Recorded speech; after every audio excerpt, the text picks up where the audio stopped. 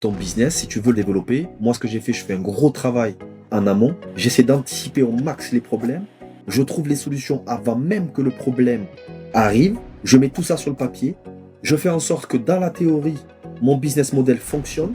Et si dans la théorie, mon business model me dit projet viable et rentable, deux choses différentes, viable et rentable, parce qu'au début, tu peux ne pas être rentable les premières années, mais ça fait partie de la stratégie.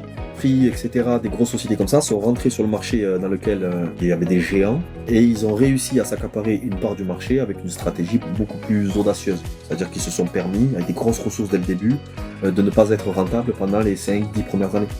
Tu vois. Donc, ne pas être rentable les premières années, ça ne veut pas dire que ton business model ne marche pas.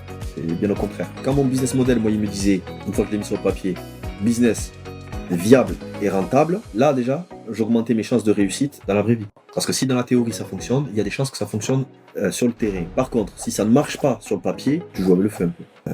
C'est audacieux. Je dirais même c'est fou.